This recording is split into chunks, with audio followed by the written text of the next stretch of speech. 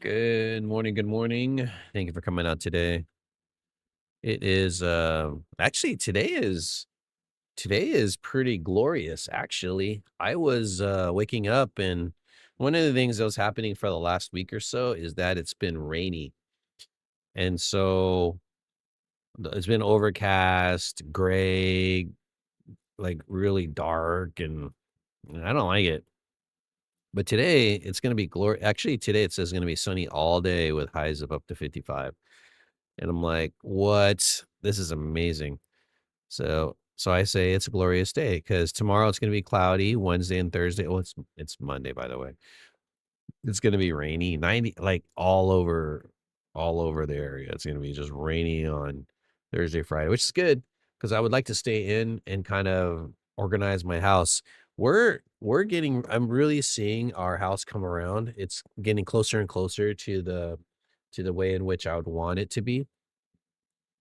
Um Like, my office is almost done, which is, as you can see, some of the things that I put in my office. It's bigger than this, but, there's only so much I can show you in this little screen right here. Anyways, thank you for joining me today. We are going on our journey through Proverbs, and we are on day 90. Oh, excuse me. We're on day 90. Proverbs chapter 13, verses 19 through 20 in the ESV. Here we go. A desire fulfilled is sweet to the soul, but to turn away from evil is an abomination to fools.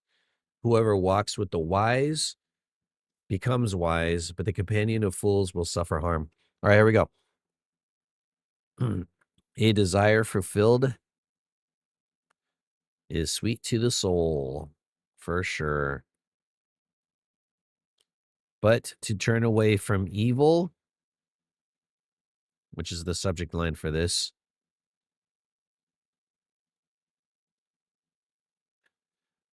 I don't know. Turning away from evil is actually a positive thing, but this hmm, let me put that in the italics. Has it's a little bit it's subtle difference from what and from before. I'll explain because this is actually a positive thing to turn away from evil, but to fools that's an abomination, which is inner. Okay, we'll talk about that. Whoever walks with the wise becomes wise. The companion of fools The companion of fools will suffer harm. All right. So let's go ahead and do the first verse, verse 19. A desire fulfilled is sweet to the soul. And yeah, I already talked about this in my initial thoughts before I went to the commentary. Actually, I didn't even look at the commentary. I typed in the commentary, but to look it up and research. I'm not even gonna look at it. It's pretty. I just wanted to know what fool was, so I looked it up. And it says, a fool is someone who rejects wisdom, ignores God's guidance, acts selfishly, lacks self control, and stubbornly clings to wrong ways, finding pleasure in evil and refusing correction, leading to destruction, unlike the wise person who delights in knowledge and fears the Lord. Actually, the contrast is too. If you are a person who's wise, you don't you walk with wisdom, you seek God's guidance, you are not selfish in acting in a way that's selfish because you're considering. You have self-control. You correct the wrongs of your ways. You abhor or think it an abomination. I don't find pleasure. You don't find pleasure in evil. Actually, you find pleasure in getting correction and being encouraging.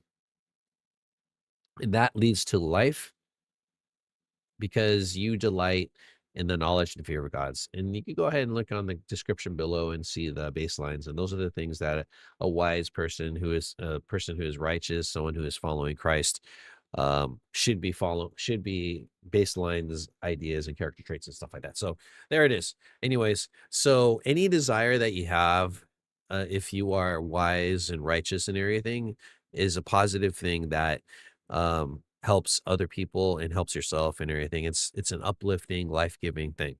And so, for instance, I wasn't thinking about moving until like May or June is kind of where I was thinking of.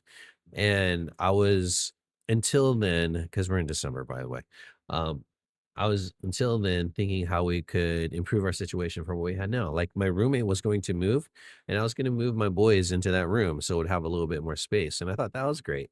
But because of situations and how things move fast, like last 3 weeks, it was really quick.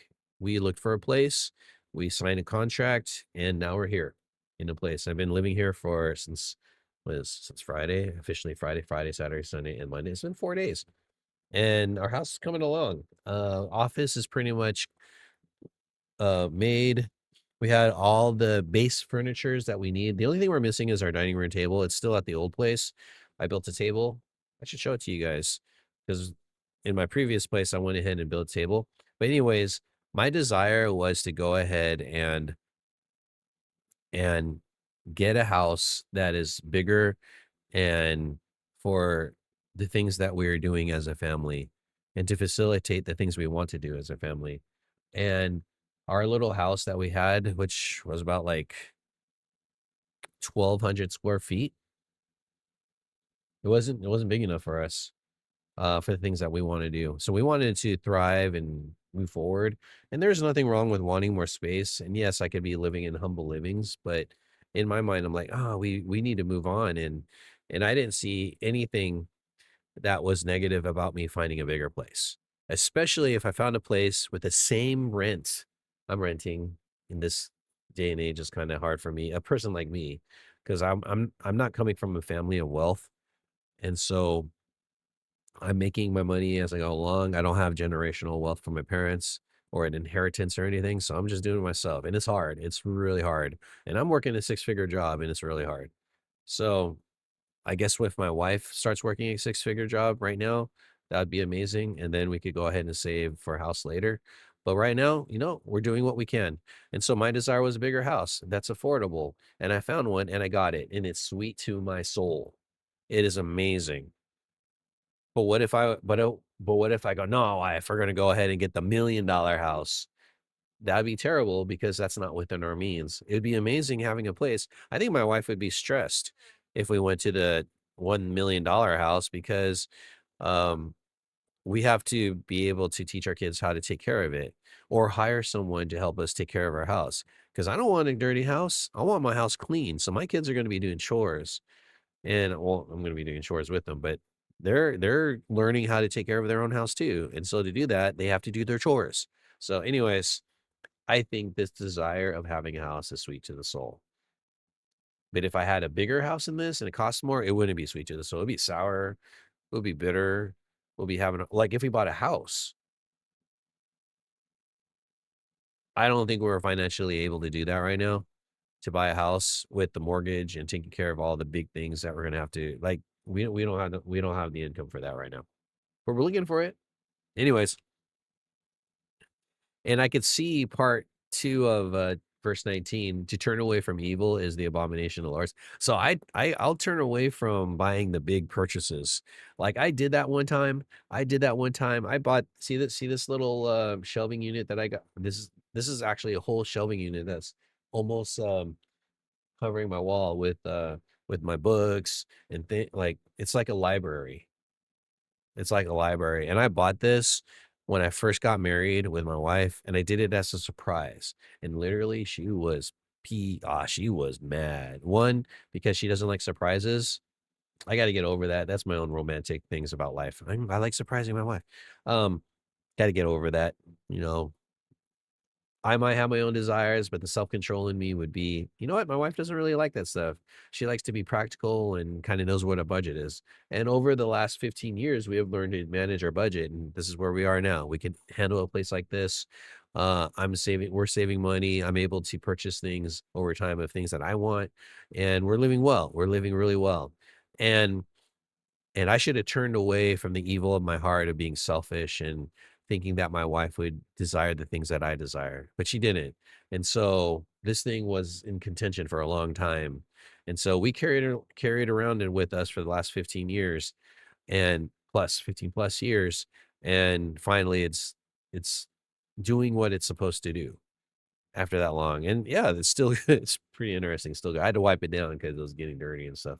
It was in the garage of my last time, but now it's in the house doing doing work, literally doing work, and I really enjoy my space. But anyways, but righteous people who realize they're doing wrong and they turn away from it, the fools out there would be like, "What the heck are you doing?"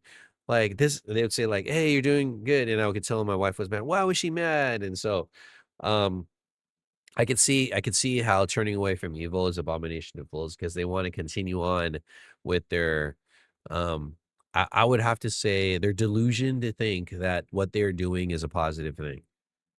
And so those evil things that you are thinking of, the selfish things that are not uplifting, that's only good for you. And I earn this money, so I'm going to spend all this money. But then the consequence is we have financial hardship for a couple months. I don't want to make my life stressed and everything like that. So I'm going to go ahead and be self-controlled about that. And I'm pretty sure people nowadays realize that, we cannot um, spend. But I think there's some people culturally that they have a hard time thinking that.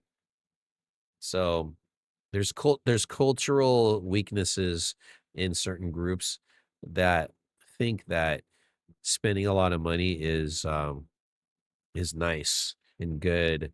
And when we talked about this, the outward appearance is more important than stability and longevity.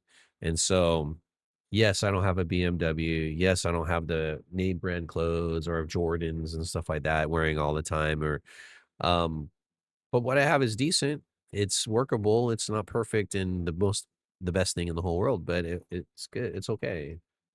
And I don't need name brand things. Well, in certain things, I think my computer's really nice and I made it myself. So I don't know. Anyways, next part, verse 20. Whoever walks with wise becomes wise, but the companion of fools will suffer harm. Yeah, verse 20 is pretty simple because um I am really paying attention to the people that my son is hanging out with, and he has some pretty positive friends. Although they're not like popular people, which is I don't know, maybe they're popular. I don't know. I actually don't know how well liked my son is because he is so secretive of the ways in which his life is at school. I think he's on the mind, which I wish he talked to me, like actually talk to me about stuff. That's my desire is that he actually talk to, but I don't think he thinks about it too much. I don't know. I don't know. But I want him to walk with people who are positive, who are uplifting and a good influence on his life because this is what it is. Whoever you're hanging out with is how you are going to, your worldview is going to be shaped by that because he's a teenager. He wants to hang out with friends. So I want him to hang out with friends, but I want him to hang out with people who are positive. Like for me, I ended up hanging out with positive people because of my church. I went, yeah, when I was in middle school, I went to church, kind of a thing. And that really shaped my life. Going to church for the many years into my adulthood, it really shaped my worldview in my life. And I feel like it's the best for me. May not be for everybody, but I feel like following Jesus is the way to go. It's just what it is. And the people that I hung out with also follow Jesus, and we actually were a small group. We hung out and stuff like that. Even though I don't not with my friends, the people who are my friends, I'm not living around them, which I would be hanging out with them a lot. Like I would want to be in their actual first circle of friends where they would hang out all the time or something like that. But I don't have that right now. Right now I have a men's group that I hang out with and we have a local church we go to, a small one. But those are the people I hang out with and those are wise people. and I'm hanging out with them, we're encouraging each other, we're uplifting each other, we're moving on forward. But if I'm hanging out with people who are not like that, that would, you know what? I would be in a world of hurt. That's what I think. So, anyways, so I don't want to be in a companion of fools. And I already did the description of what a fool is. And maybe I should put the fools in the description of my thing. So I'll do that. Um, what a fool is. Anyways, I would encourage you to desire to walk with people who are a positive influence in your life. That's my desire for you. And if I see you do that, thumbs up. I think that's amazing and good. Anyways, that's all I have for today. Day 90 was pretty cool. I'm gonna enjoy my day. We're gonna celebrate my niece's how old is she now? She's gonna be 17. What the heck? I was there when she was born. What I'm old. Yeah, I think I'm old enough and in my career that since I'm an educator, that some of the kids that I taught are also teachers themselves, which would be crazy. Anyways, I haven't met him yet, but I was working in Southern California. Oh, I'm in NorCal right now. So I don't see those kids anywhere. They're not kids, they're adults now. But hopefully I was a positive influence in their life, which encouraged them to follow their dreams and find the career that they like. Anyways, that's all I have for today. Thank you for joining me. Peace. This is my son. Right. He wakes up about this time. Anyways, have a good day. Yeah, you want to say bye-bye? See the little yeah. All right, I'm stopped. The red is we're looking at on OBS. We're looking at the level monitors for the audio, and it goes really high to the well. If it goes really high, it should distort a little bit, I think. Anyways, have a good day, guys.